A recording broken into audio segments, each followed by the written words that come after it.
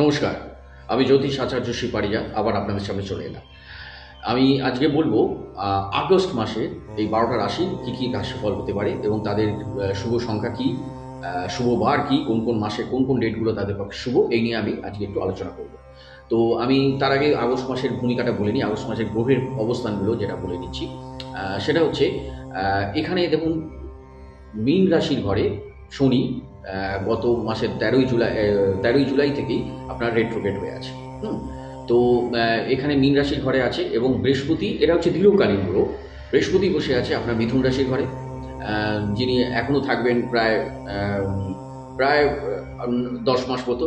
হ্যাঁ, এবার রাহু বসে আছে কুম্ভ রাশির ঘরে। এরা হচ্ছে দীর্ঘকালীন গ্রহ, অনেক দিন ধরে থাকে। এরা রাহু ১.৫ বছর থাকবে, বৃহস্পতি ১ বছর থাকবে, শনি ২.৫ বছর থাকবে ওখানে মীন রাশি ঘরে। যাই হোক, কিন্তু এই এই মাসে অনেকগুলো বিভিন্ন রকমের রাজযোগ তৈরি হচ্ছে। সেটা হচ্ছে কি না, যখন শুক্র যখন বৃহস্পতির সাথে কানেক্টিং হয়ে যাবে এই মাসটায়, সেটা হচ্ছে আপনার গজলক্ষ্মী একটা রাজযোগ তৈরি হবে।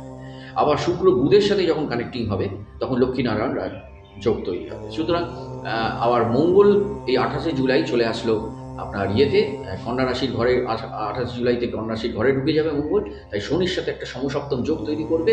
সেখানে কিছু রাশির পক্ষে একটু চ্যালেঞ্জ ও কিছু রাশির পক্ষে অপ্রত্যাশিত ঘটনা দারুণ ভালো হয়ে যেতে পারে। তো কাদের কাদের ভালো হবে, কাদের কাছে খারাপ হবে, সেটা নিয়ে আমি আলোচনা করছি। তবে একটু জাস্ট ভূমিকা দিয়ে না, ঘোরের পজিশনগুলো বলে দিলাম।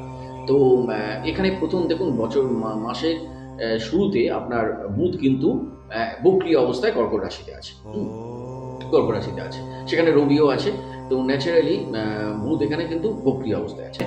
এইবার সবচেয়ে বেশি ইম্পর্টেন্ট হচ্ছে যখন রবি ১৭ই আগস্ট যখন সিংহ রাশির ঘরে নিজের ঘরে ঢুকবে, এইখানে কিন্তু একটা টার্নিং পয়েন্ট। কারণ রবি সিংহ রাশির ঘরে নিজের ঘরে যখন শক্তিশালী হয়ে ঢুকবে এবং সেখানে মূল ত্রিকোণের যখন ডিগ্রিটা পাবে, আপনি আগের ভিডিওতে দেখে নেবেন মূল ত্রিকোণ রবি সিংহ রাশির ঘরে আছে। তো সেখানে কিন্তু অনেক রাশির পক্ষে খুব দারুণ পজিটিভ মানে একদম দারুণ পজিটিভ দিক তৈরি হয়ে যাবে। হ্যাঁ, কারণ ১৭ই আগস্টে রবি যখন সিংহ রাশির ঘরে ঢুকবে এবং শুক্র যখন আপনার বৃহস্পতি থেকে অষ্টম, মানে শুক্র যখন কর্কট রাশির ঘরে ঢুকবে, শুক্র যখন কর্কট রাশির ঘরে ঢুকবে বৃহস্পতিকে ছেড়ে গিয়ে, তখনও কিন্তু অনেকের পক্ষে দারুণ ব্যাপার, মানে খুবই সুন্দর।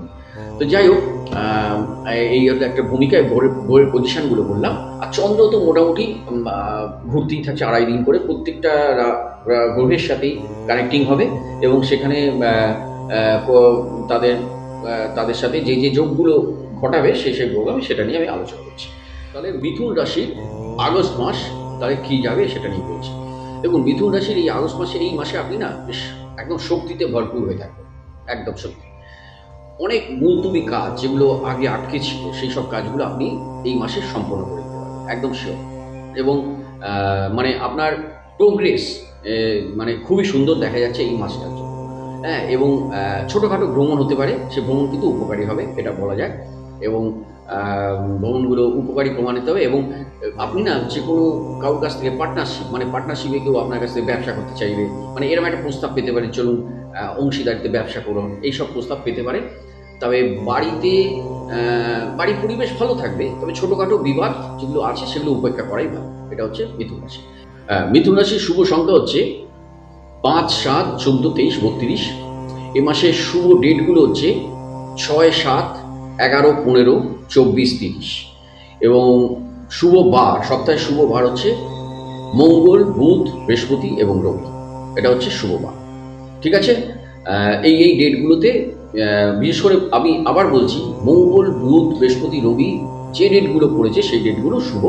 তবে ৬, ৭, ১১, ১৫, ২৪, ৩০ বেশি শুভ। এর মধ্যে যদি মঙ্গল, আপনার বুধ, বৃহস্পতি এবং রবি থাকে তো সেটা আরও জোর দাও। ওকে, ঠিক আছে, আবার দেখা হচ্ছে অন্য কোনো ভিডিওতে।